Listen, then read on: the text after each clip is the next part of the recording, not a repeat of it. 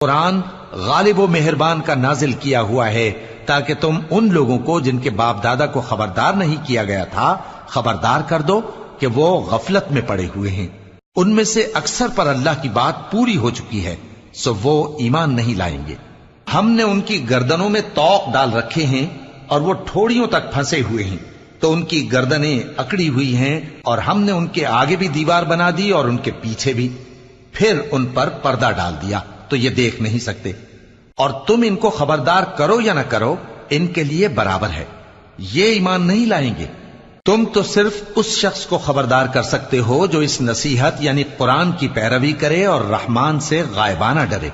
سو اس کو مغفرت اور بڑے ثواب کی بشارت سنا دو۔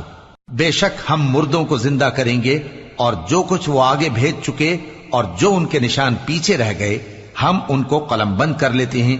اور ہر چیز کو ہم نے کتاب